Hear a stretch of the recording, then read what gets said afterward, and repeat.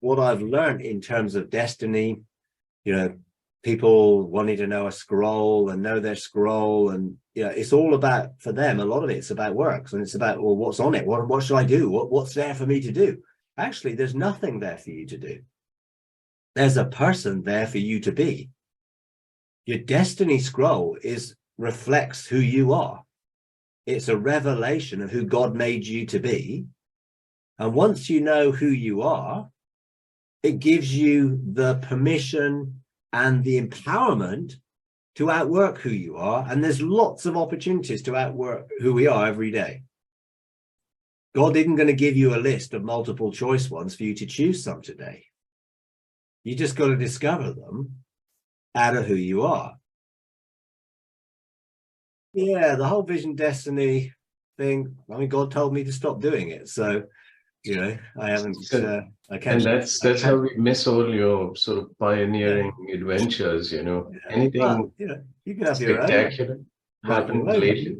Write your own adventures. I think that's the key, isn't it? Write down, journal your own stuff. I think that's really the key for all of us.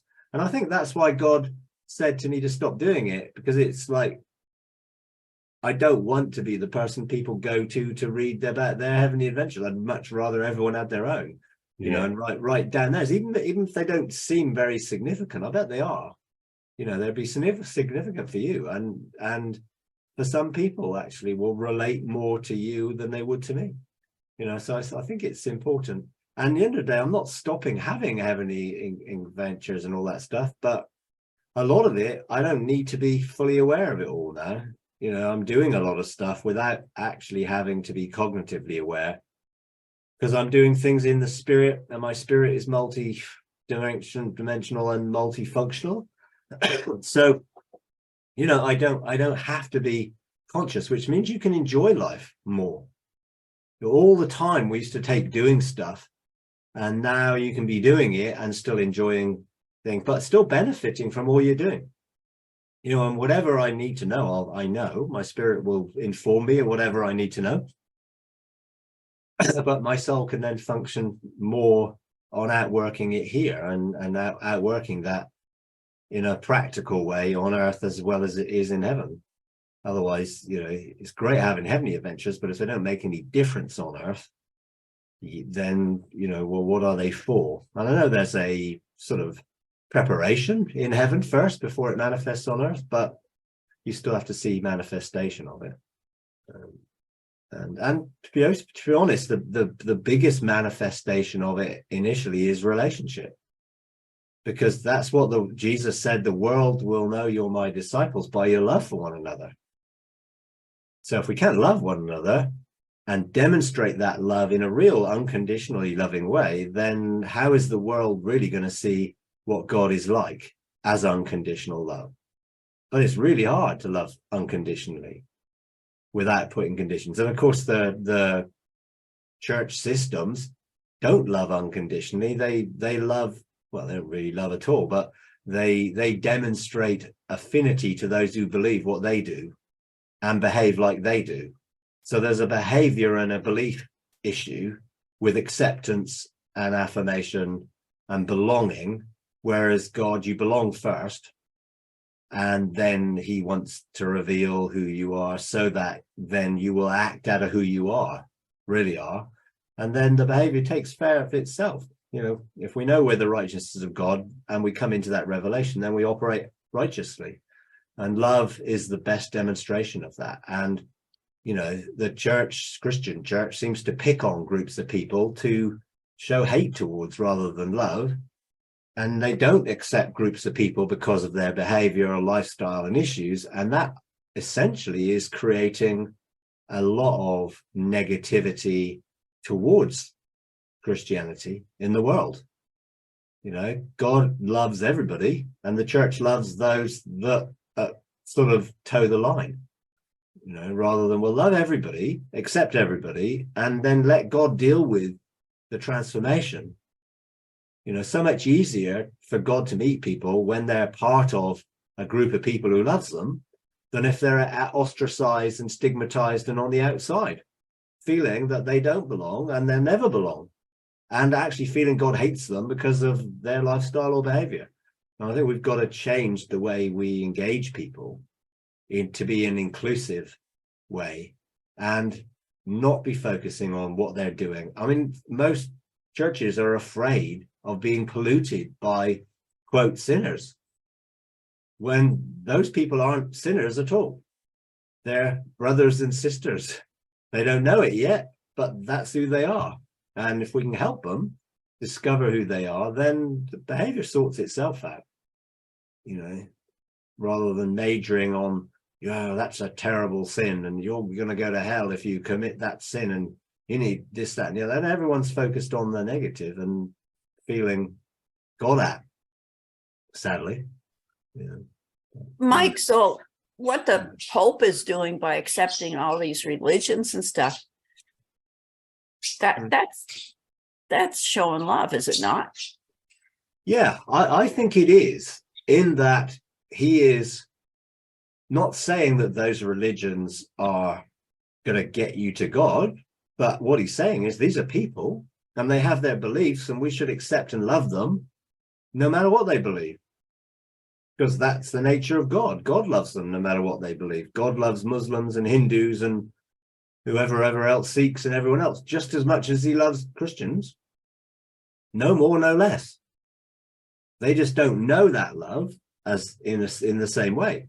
But by having dialogue and not telling them that they're wrong and they're all going to be punished in hell forever if they don't repent, all of that nonsense stuff, by not doing that, he's opening up dialogue and much more demonstrating what God is like than if you take a position of, well, they're wrong and they're false religions and they're leading people astray and whatever. At the end of the day, God can reveal himself to anybody. And if we're positioning ourselves towards people so that those people are more likely to think of God being good, because the big figures who represent God on earth, according to them, obviously the Pope or whatever, you know, they're much more likely to be sympathetic when they meet Jesus rather than hostile towards Jesus because the church is hostile towards them. So I think that's the right way to engage. You know, there's a lot of people who get slagged off really for doing it. Rick Warren, I think, is another one who gets a lot of flack because he seems to engage with other groups, you know, and therefore they're assuming that he's saying, oh, it's okay to belong to those groups, blah, blah, blah. But all he's doing is reaching out. You know, we need to reach out. That's what the good news is all about, showing people love. You know, so I think that's a much more reflection of God. We might disagree with a whole load of doctrinal things, but actually, who's demonstrating love better? You know, and that's what God is looking at. God's not looking at whether you got all your I's, you know, dotted and your T's crossed in doctrine. He's looking at love. He's looking at your heart. Therefore, if we're loving, that's more a reflection of him than if every belief system is all in line and you don't show love. What's the point of that? You're a clashing gong, or whatever it is, a resounding cymbal or whatever, because you don't show love. You know, it's basically empty and hollow, effectively, if you don't show love. You know, and you can say all your beliefs in the world, but if you don't show love, it's empty and hollow and has no power or effect.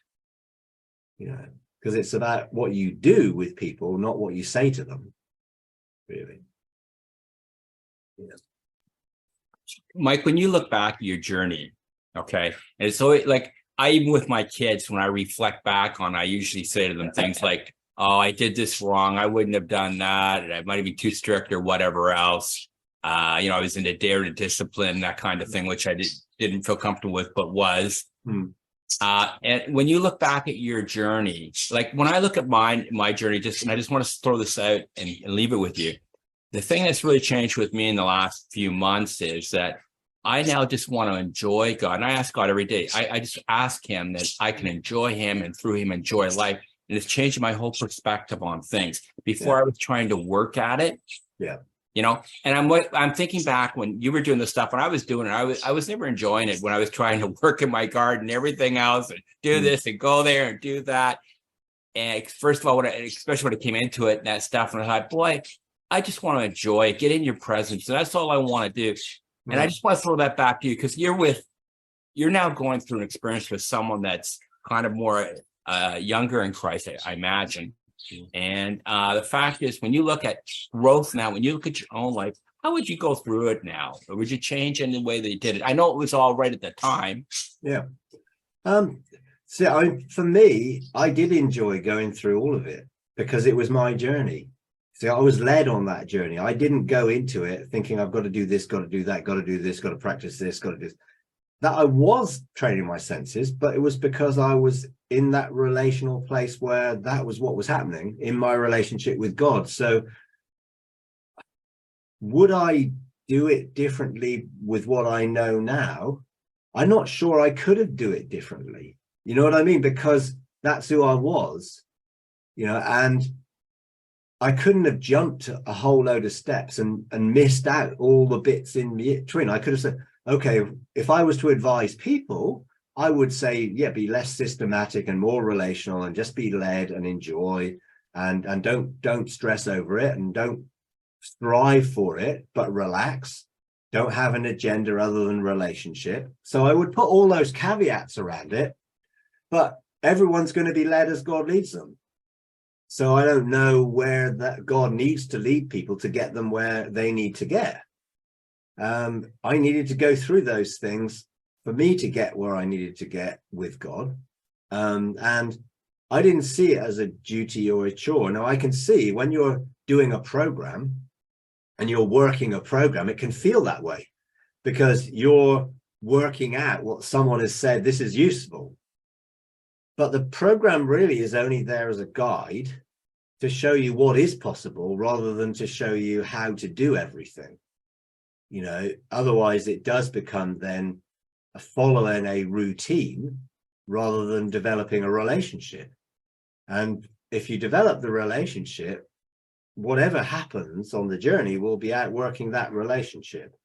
So I won't go back and change it and I won't change the material because some people will be at the same stage I was, and that will be helpful to them on their part of that journey. But what I have done is added in some basic meditation, entering rest at the beginning of every day, just so you can get to that place where you can enjoy. And it's all focused on enjoying, nothing focused on doing, just being.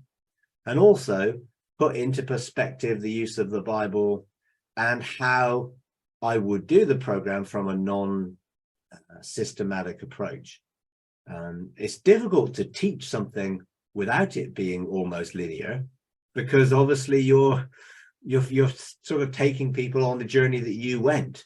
But what I encourage people is be led to what you want to listen to or engage with, rather than thinking it's not a semester that you have to do it in the right order. It's a journey that may take you in a real winding way to get you somewhere. So you may start on part 3 and go back to part 1 or whatever, if that's what you're led to. And some people are already gone through a whole load of stuff and don't need it, which is fine. You know, as a reference point, maybe to point others to or help other people, but maybe you don't need that aspect in your own life. Maybe you've always been able to hear God's voice. Therefore, you don't need to learn to hear God's voice if you can already hear him. Maybe you've not yet seen, but you can hear. Well, that's great. You know, so hopefully people will realize that they don't need to actually do something they can already do, you know, but some people need to just sharpen up and get a bit sharper at things. Therefore, practicing or doing activations can help with that, because it's focusing intention. You know, an activation is not so much as, well, I want to guide people into something. I want to open a door so people can experience something as God leads them, you know, rather than try and see what I'm seeing. Now, I'm just sharing what I'm seeing in some of the activations, but a lot of people won't even engage that. They'll go somewhere else, or they'll see something else or experience something else, which is fine. And I want it to come over as, look, this is not something to restrict people. This is something to guide you on the way and it's just some basic principles that can be helpful, other than, no, you have to religiously stick to this syllabus and follow it. That's not how I want it to be. And hopefully by giving some feedback when I finished it, to then say, well, this is what I would share now, having done it, than how I shared it at the beginning. It's probably just emphasizing the relationship and emphasizing the approach to it, which is, again, to come from it from a place of rest, to enjoy, have on the journey, not so much the destination as a goal, but a relationship that will eventually unfold your identity and reveal your destiny. And I think alongside that, I would say what I've learned in terms of destiny, people wanting to know a scroll and know their scroll, and it's all about, for them, a lot of it's about works, and it's about, well, what's on it? What should I do? What's there for me to do? Actually, there's nothing there for you to do. There's a person there for you to be. Your destiny scroll reflects who you are. It's a revelation of who God made you to be. And once you know who you are, it gives you the permission and the empowerment to outwork who you are. And there's lots of opportunities to outwork who we are every day. God isn't going to give you a list of multiple choice ones for you to choose some today. You just got to discover them out of who you are. So if you're focusing on who you are, you don't need a whole list of instructions. You just need to navigate life and just spot and see all of the opportunities there are for you to be you. And when you see opportunities for you to be someone else, then ignore them. And don't try and go down some rabbit trail where you're trying to be someone else, or do something that you don't feel comfortable with, or really isn't you, unless God specifically gives you direction to do so. Generally, all he's saying is, well, let's walk together today and let's see what happens. Let's see what you'll discover that's in alignment with my heart. Because Jesus outworked the Father's heart. And I think that is the key for knowing the Father's heart to such a degree that you recognize him around you at work in people and situations that you get involved in, if it's aligned with who you are. So many people, and I was like it at the beginning, I wanted to see what my scroll was, but actually I was never ever allowed to see it, other than the cover of it, if you like, that was more a picture of my life. Now I understand that what God was trying to show me is, your life is like this. This is because this is who you are. Now just be you, and the rest of it will take care of itself. If you just stick to being you and enjoying being you, but enjoy being you with me. Don't do it on your own. Now, I think that makes a huge difference to the journey. Is a discovery of who you are as a son of God through your relationship with the Father, that will unveil lots and lots of opportunities to outwork the Father's heart through who you are. Therefore, it's not like, oh, you've got to evangelize today, or you've got to do this today, or you've got to do that today, or you've got to go to the courts of heaven today, or you've got to legislate today. I don't have to do any of those things, particularly if they're not aligned to the Father's heart for me today. I just need to be me. And if being me gives me an opportunity of legislating into something because I feel that's the Father's heart, then I'll do so. And I can do it whether I'm cognitively doing it or not, because my spirit can do things that my soul is connected to but doesn't need to be aware of. And I think that is what gives me so much opportunity to enjoy life, because I'm not doing this every day, cognitively doing it. I'm just being me, but who I am in as a spirit being is able to do the heavenly stuff all the time. without ceasing, continually, and in multiple ways. So that actually means I can outwork on earth what I'm doing in heaven continually and enjoy it, because a lot of it is just spending time with God. So this morning, I went to the dentist to see the hygienist, because I had a new dentist and I had to have an appointment, otherwise they wouldn't put me on the register. So I got this dentist appointment. So I went to the thing and she was like, oh yeah, you're doing okay, scraped a bit, and that was it. So I thought, I came home. I thought, okay, I've got a few hours. What can I do? What can I enjoy today? So I went out in the garden and just prepared, dug over a flower border, made a new flower border for wildflowers. And then there's another big area. I raked it all over, ready to put the wildflowers in. Then I got wildflower seeds and sowed them all. Now, to me, I know the Father's a gardener. I know he loves gardens and flowers and nature. So he enjoyed me gardening. And as I was doing it, I was aware of his enjoyment of me. No, you could say it wasn't exactly spiritual, but what is spiritual? That's as much spiritual as anything else is spiritual, because God was there. I enjoyed his presence. He enjoyed what I was doing. I enjoyed the exercise. I cleared all the weeds. I raked it all, dug it over, got it ready, planted it all up. And now I'm gonna make sure it's watered. And I knew it was going to rain. Now it's raining a little bit, which is perfect, because now it's going to water all the ground for me. I don't even have to water it. And, that's all taken care of. And now I can just wait, make sure there's no weeds, and just wait for all the flowers to come up. And then I'll enjoy them, and we'll enjoy them, because where I planted them is where we sit. And she has coffee when I have water every day. And we look out the window and there's a bird feeder, and I made a bird house out there, and we watch the birds, and in the background is this area that is going to now be full of wildflowers. So that was just an enjoyable morning that I spent with God. Now, in the realms of heaven, my spirit was doing multiple things. And if I had to be cognitively aware of it, I wouldn't be able to do any of the stuff I did this morning and enjoy.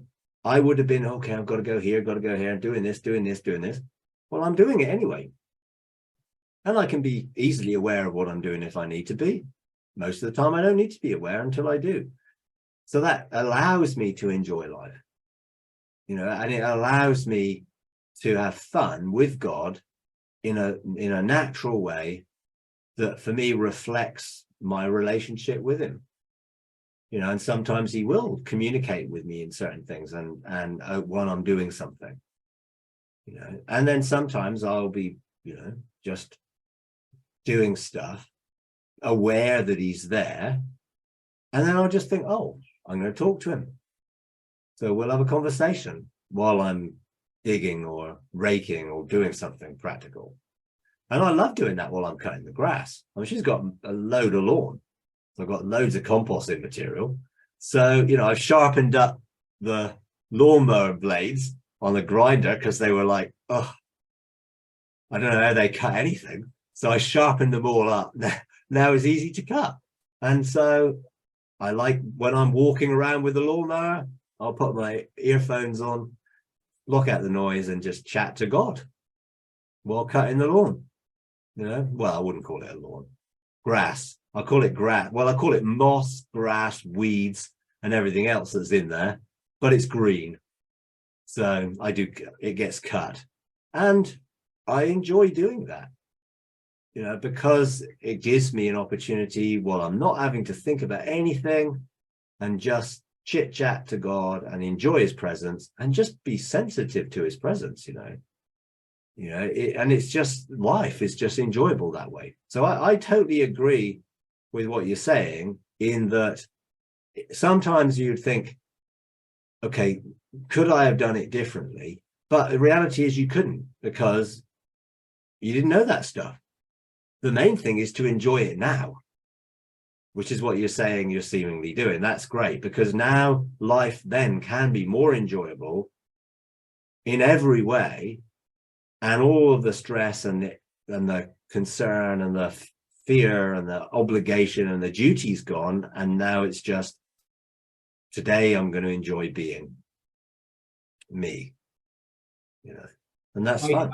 I just want to, I'm not just to, so that I understand what you were saying, though. You talked about you weren't necessarily, you were doing other things spiritually that you weren't necessarily cognitively aware of. Yeah. And you would be sometimes when you're doing, you could be.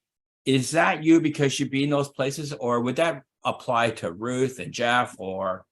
Well, it applies to you fulfilling your destiny in a heavenly way, because there's a heavenly aspect of that, there's a spiritual aspect of that, in which we do the on earth as it is in heaven bit. So we have to do the as it is in heaven bit, and we're seated in heavenly places, and we're operating in the realms of heaven in sonship, so that that can manifest on earth. Or if we got a wider sphere of government that encompasses global things or national things or regional things, we'll be doing things that relate to not just me, but other things and other spheres of influence in government. And all those things are valuable and important, and they need to be outworked, and they're an outworking of who I am. But I'm doing them all the time in multiple ways, in multiple places. So having learned to do it all linearly, and going into all the courts and going into the four faces of God and going into the throne room and going, into the chancellor's chamber and going into beyond and going to the throne of grace and all those places that I learned to do because I was led by God. He showed me about it, learning to be face to face in the light of his presence, operating in the eternal now, all of that. And I learned to do it all. And then he taught me about non-linearity, about not being bounded by time and space, and then being multidimensional in that my spirit can be in multiple places doing multiple things simultaneously at the same time. And as he showed me, he took me to like specific places which were starting points for the things that I would do, which were sort of connected. So there were some governmental things that are connected, like legislation, producing laws, and administrating laws, governing, within a chancellor's sphere and all of that. And I'm doing that all the time. How much of it am I aware of? I don't know, 5%, 2%, maybe, I don't know. Sometimes maybe less than that, because I don't need to be, because I'm outworking it out of what I have learned and who I am. And people may benefit from what I'm doing and what other people are doing, but they don't need to know I'm doing it. And I don't need to tell anybody I'm doing it. And most of the time, I don't even have to cognitively know that I'm doing it. But I am connected to it because my spirit and soul are quantumly entangled with lots of filaments that are connected to all of these things. So I am a mycelial network of connection, if you like. Within me, within the Merkaba, within the core of my being, there are portals that are connected to everywhere that I am. So instantly I am connected. There is no separation. There is no distance. The cognitive knowledge can be made available instantly, should I need to be aware of anything, or if I choose to go and just hang out or see or look, or if I feel led to go and engage something, I would. And then I become aware of it. But none of that puts any sense of, you got to do this, you got to do that. I just have to be. But I've dwelt in the realms of heaven since 2012. I've never come back out of that realm in the spirit. I join where my spirit functions sometimes, but most of the time now, I'm just being. And because I'm connected to the Father's heart, and I never leave his heart, and I never leave that place of light and perfection and where I find his intentions and his desires. I'm in the chamber of life, or the cradle of life. I'm in that place where I'm brooding all the time. So I become a voice, his voice that speaks. Light responds to me as his voice in sonship. I'm there all the time. I'm in the chamber of life in creation all the time. Therefore, me being me is effectively connected with other people being them, so that things are changing. I can't change the universe on my own, but me being me and me being me doing my bit within that sphere joins with what everyone else is doing. Am I aware of what they're doing? No, most of the time. Am I aware sometimes when we have a conversation and they start sharing what they're doing and it's like, I totally resonate with it. It's like, yeah, we're connected in this. Sometimes when I talk to Justin or Lindy or Nancy and we're chatting or whatever, it's like, I think, yeah, I resonate with that. It's like, I'm participating in that too. You know, probably not as cognitive you are, because I don't need to be, you know, because that's not where I am right now. But I resonate with it. So for me, that's how it works. So I enjoy life and enjoy the time and space I have to be me within this time frame and within this sphere, so that, you know, I enjoy, you know, nature and life much more. You know, and we enjoy going off doing things together. So, you know, last week we went to two National Trust places. Big country houses, sort of Jacobean and really old, full of paintings and stuff, with beautiful gardens, wall kitchen gardens, big woods and gardens and lakes and stuff. We walked all around it. One of them had all these follies. It had a model of the Pantheon from Rome, and it's just amazing. That was Saturday. You know, we walked all around, had a really lovely time. Then she had a school reunion, so we went to this school reunion where she caught up with, you know, 10 or 11 school friends from her 12, 13, 14 years of age day. We had a lovely time, enjoyed it, came home and just relaxed. And it was a day that we had fun in. And then another day last week, we went to another house, country house, Killerton House, down near Exeter. Again, beautiful country house, you know, lovely sort of grounds. We spent 3 or 4 hours there, had fun, and then went to IKEA. And I survived. I survived IKEA. So, you know, because I was able to enjoy IKEA because we were wandering around together and picking up the stuff that, you know, we do. You know, she wanted a wardrobe. So then the next day we put the wardrobe together, you know, and we had fun. So life becomes something that you can enjoy, and sharing together with others, or even just sharing together with God. You know, even the stuff I do on my own, I now appreciate it more, you know, because I sense God's enjoyment and pleasure that I'm enjoying life, you know. And I don't think he's very pleasurable over those who are striving and struggling and working hard to get it all right and make sure they perform. And, you know, he's not, that's not giving him any pleasure. He finds pleasure in us finding pleasure and enjoying life and just being ourselves, really. Mike, I was reading an article by these Russian scientists who've been experimenting with DNA. And they say that our DNA gives off light. Yeah. And they've conducted the experiments in this room, and the light actually can be detected even a month later. Wow. And so the first thing I thought was when you said we have a third strand of DNA, the light strand. And we are so complex tripart beings, and the technology that God is using, all these different variables that exist at the same time, and trying to control the future is just actually a waste of time, you know, when God's got all of it covered. Yes. I mean, we can't do much of harm, even if the we future try. does take care of itself when we're out working who we are. Us being us establishes in the present that which is the heart of God. Therefore, we don't have to think about, well, I got to do this tomorrow, next day, in a pressured sort of way. If I'm out working who I am today, then that's the preparation for me to outwork who I am tomorrow. I don't have to prepare tomorrow today. And I think that's what it says there's fresh mercies every morning. You know, today don't, you know, I think it was the whole thing of don't worry, you know, don't be anxious, seek first the kingdom.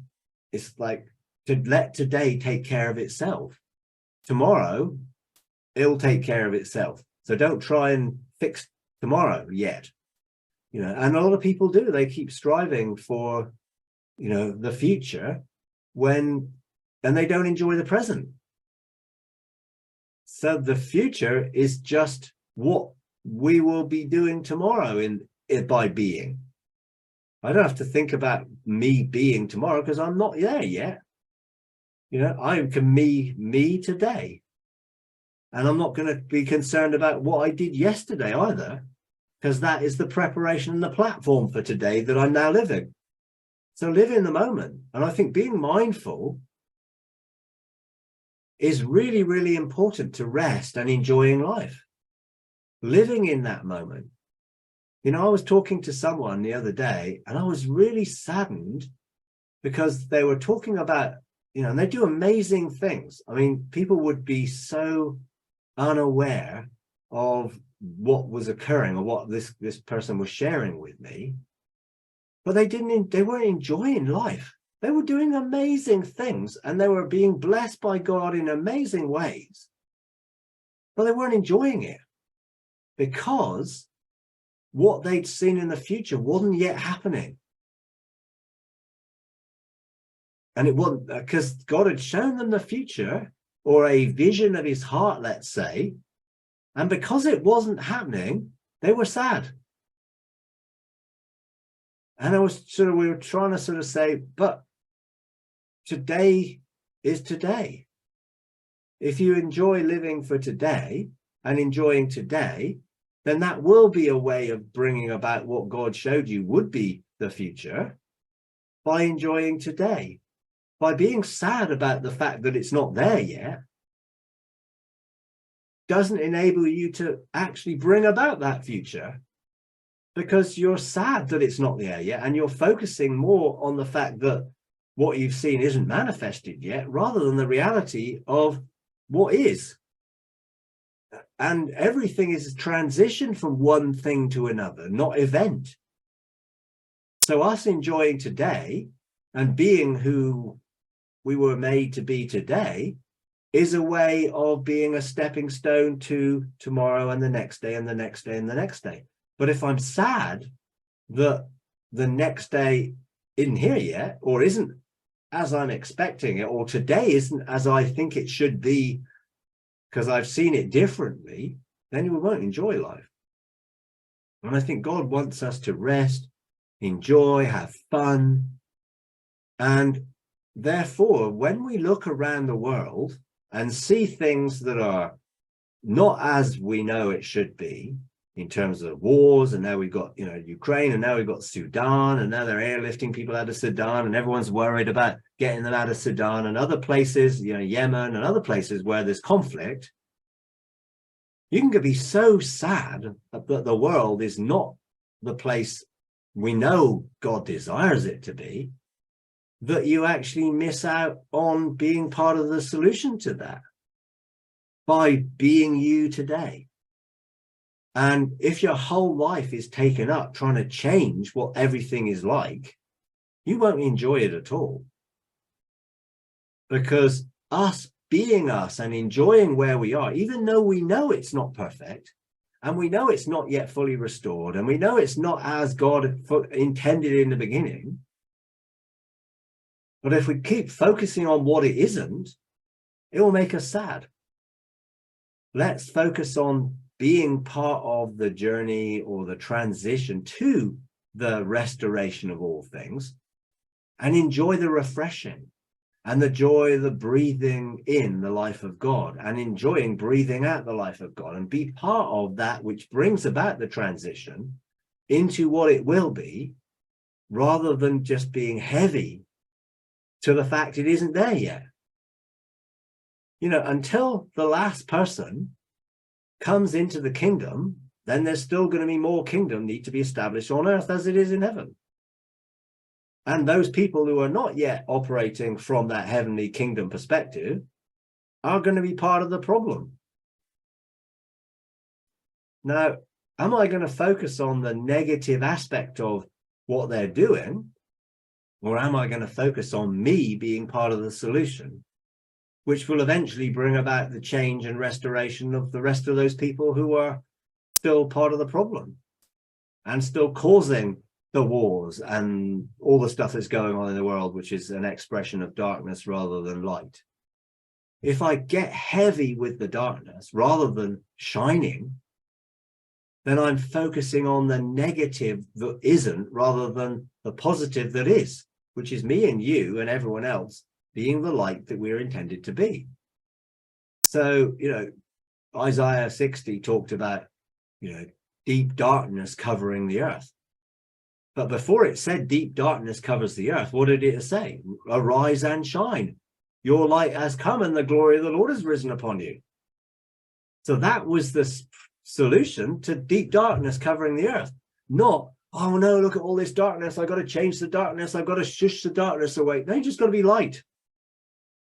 Just be light. And the darkness will be transformed. If we try and keep changing the darkness and focusing on the darkness, then we get caught up in all the stuff that's going on and getting heavier and heavier and heavier, weighed down by all the negativity. Which is why I focus on enjoying being the light, love, being positive, enjoying life, having a good, positive mental attitude, rejoicing. All of those things, when people see that, in spite of the fact that there's a whole load of stuff going on, which is not ideal, but I'm not going to be affected. It's not going to take away my love, joy, and peace. It's not going to affect how I feel about God or how God feels about me. Will it move me sometimes to compassion, to do something, to legislate, to call things that be not? Yes, it does sometimes. I don't sit back idly or passively. I can be light, and me being me and me expressing me is a way to bring about change. So I'm not concerned with the darkness. I'm focusing on being the light. So I don't feel heavy or sad that there are terrible things going on until I'm moved with compassion by the heart of God. And when God moves me with compassion, sometimes I weep. Sometimes I cry in watching what's going on in the world at that moment, because I'm feeling his heart at that moment, his compassion at that moment for it. But the next moment I could be laughing, because I'm not going to be bogged down and weighed down and heavy, because he said, all who are weary and heavy laden, come to me and find rest. My yoke is easy, my burden's light. Learn from me. So I'm going to learn from him. I don't get that Jesus wandered around being miserable because the Sadducees and Pharisees and everyone else were leading everyone astray. He was focusing on being the truth, being the way, the truth, and the life would lead people to the Father. And occasionally he sort of challenged them to show them that the path they were on was not going to get them anywhere good, but out of love. Most of the time he went around with his disciples, happily smiling and enjoying creation and healing people and setting people free and doing whatever the Father heart was. And was I believe laughing and smiling a lot, even though people were dying around him and other things were happening. He was living in a different frame of mind and attitude, because he knew who he was and he knew the Father's heart. And I think that's the key, is outworking the Father's heart in relationship, which is beautiful, but it doesn't mean we have to be heavy or weighed down with all that's going on in the world, as if it's my responsibility to change it all. My responsibility is to be me. And where that brings about change, awesome. which is great because I don't have to be Nancy or Justin or anybody else. I'm glad they're them because they get to be themselves and make a change in the world. I don't have to strive to be like them or do things like them. I can just be me. And I think if we're all just more cognizant of who we are and aware of who we are, what our true identity is, and just enjoy being us, I think we would find a lot of change began to take place around us because of the light and joy. So that DNA and the light, yeah, we leave a residue wherever we go. Whenever we speak and act in a place, that gets recorded within the fabric of the atoms and molecules and particles of that place. So when we walk in that place, we leave a deposit of ourselves. That light does continue. So let's make sure we're actually not miserable and leaving a miserable deposit in the place we've been in, moaning and complaining and grumbling over the fact that it isn't as we want it to be. Actually, just be positive, and let's actually leave a deposit and leave in the realm of the spirit in that place activity which will continue until it's finished, bringing about change and transformation. And I think that is the key. When Jesus said, if you go into a place and they don't receive you, shake the dust off your feet and leave, people think that's so negative. And it wasn't. That was such a positive statement because the dust was the rabbi's dust, reflecting of the rabbi's teaching that they had received and were living. Therefore, by shaking that dust off, they were leaving a deposit of the truth and the life and the light in that place. So even though they might have rejected Jesus at that moment, they had a possibility of accepting and engaging because you've left a positive deposit.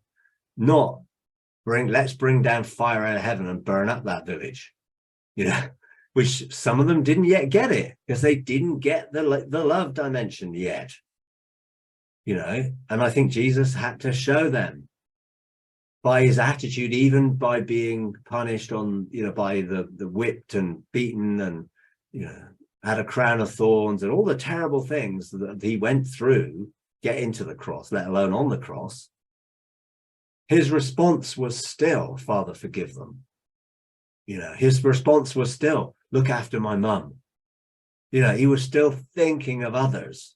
He was still thinking about the world, even while he was going through those things. And that's what he taught his disciples. So when they then went through martyrdom or persecution, which he warned them was likely to happen in the next generation, both the religious and the political spirit being against them, both Israel and Rome, they could do so with a smile. And even when they were crucified upside down, as some of them were, they still rejoiced because they saw it as an honor. And ultimately, I think the more we are leaving deposits of light and love and truth wherever we go, that people have found some joy or happiness of being around us because we weren't miserable and we weren't complaining and grumbling about the weather and everything else, but we were rejoicing and enjoying and always have something to be thankful for and grateful about. That leaves a deposit of life, and that will bring about change even after we've left and are no longer there, because we have been there. What have we left? And it's a good thing to think about. Wherever we've been in the last week, whether it be at work or in the supermarket or in the garden or in meeting people or out having fun or having a meal in a restaurant, did we leave a good deposit? Did we leave a good vibe, a good atmosphere, a rejoicing, a peaceful atmosphere? Or did we moan and complain and, oh, the queue's too long and we're getting angry and annoyed and frustrated and all that? What have we left? What deposit have we left? Wherever we've been, And wherever we're going, think about it this week. Wherever you're going this week, whatever you're doing this week, what deposit of light are we leaving behind? Of peace, of joy, in the fabric of the very place we've been, to bring about that place being transformed, or that people who are going to come into that place feel and sense something good about it, because they pick up the light and that peace that we left there. You know, it's a good thing to think about, isn't it? It's like, am I leaving rest and joy and peace and love wherever I'm going? Is that what I'm about? You know, That's not at your level, but that's what I've kind of experienced wherever I go, because I want to enjoy him, first of all, through him, enjoy life. It starts to change how I'm seeing things through the day, because I want to enjoy through him. So when I'm with my grandkids and everything else, it's a totally different experience than I'm trying to enjoy them and enjoy everything that's going on at the same time. Another way of saying it, but at a lower level than you, of course. But yeah, but it's all part of it. You know, that's it. If people see you enjoying your grandchildren and having fun, you'll leave that deposit with them and with where you've been enjoying them. That memory is there in that fabric of that place. It will be a joyful, happy place. And other people who come there can still feel and sense it. You know, hence, you know, the Russian or the scientists who are basically recording light from our very DNA are still recording it after we left. I don't know how they record it after we left, but they've obviously found a way of doing it. You know, but actually it's more than that. We're leaving more than just sort of residual light. We're leaving a deposit of who we are in that place. you know, I think that's what the world needs. what you said today, though, I'd never ever thought of before, and that was not only that I can enjoy God and enjoy life, but you talked about God enjoying you. I never thought of that before, enjoying me. Because yet you look at it more as I'm here to serve. No. Yeah, you're not. What do you think bring about him pleasure. We bring God pleasure when we are enjoying being us. It brings pleasure to the heart of God to see us reflecting who we really are and being who we really are and enjoying it and being filled with joy and peace and all of those wonderful things and being at rest. It brings him pleasure. He rejoices over us because we're just being, you know, and I feel that pleasure, you know, I feel it, I sense it. So me just being in the garden and preparing and sowing some seeds, I felt his pleasure. I felt him enjoying me doing it. As much as I was enjoying doing it and being aware of his presence with me, I was aware of something deeper than that. And I was aware of him, the pleasure of his heart. You know, and I think, you know, I know we don't necessarily think about it that way because we're taught really to think, oh, we've got to serve, we've got to do that. The reality is God doesn't want servants. He wants friends. So, and Jesus said that, you know, I'm going to call you friends, not servants. I'm going to share my life with you. And God shares his joy with us. In fact, Jesus said, you know, my joy I give you, so your joy can be full. So I'm going to give you a taster of what joy is like, of how I feel. So your joy can be overflowing and full and just bring about blessing, really. You know, I just feel that's the heart of God. And the world needs it. The world needs that love, that joy, that peace. It needs that people carrying rest and being at rest and not frantic and worried and anxious and fearful, but living in a state of rest.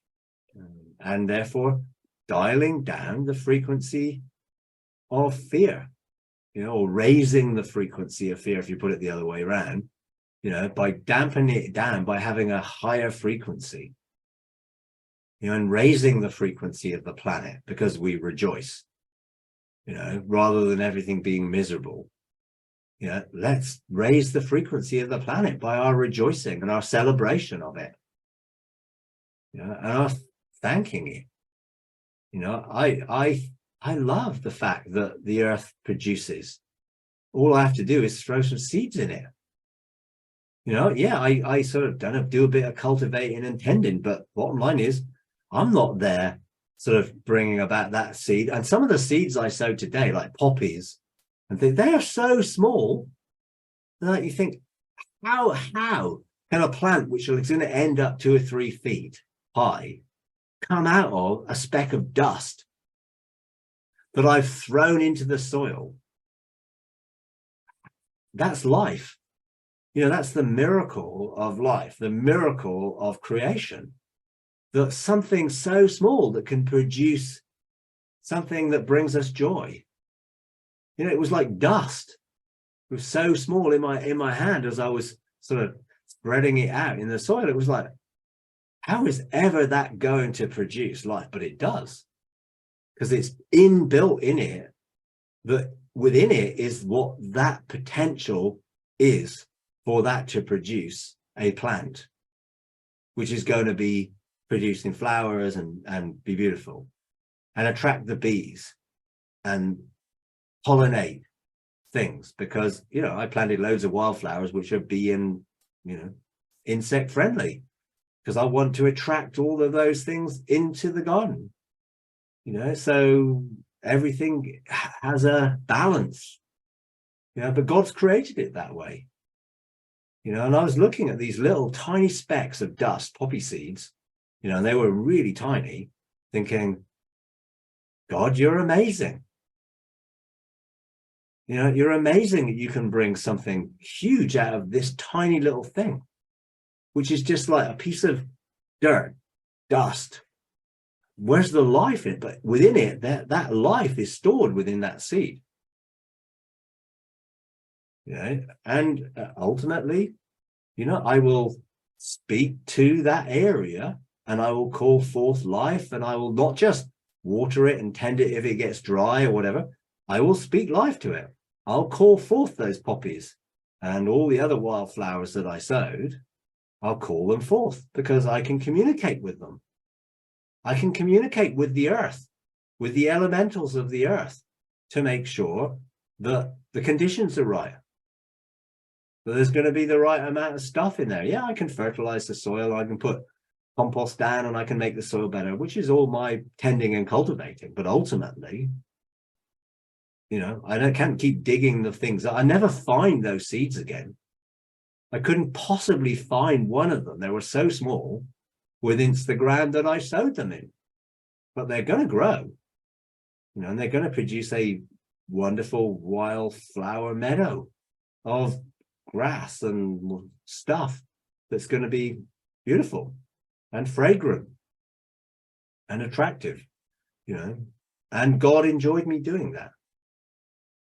But I also rejoice that it is wonderful creative ability to bring life out of something which looks like it's dead, which is what's happened all the time. Unless a grain of wheat falls into the ground and dies, it abides alone.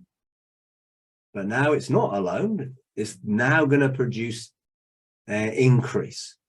And I've grown things which self-seed. So next year, I won't have to plant them. I'll just let them go to seed, and they'll self-seed and then all come up again, which is just an amazing creative thing. God is so good. He's a wonderful creator, and I thoroughly enjoy being with him and doing things like that.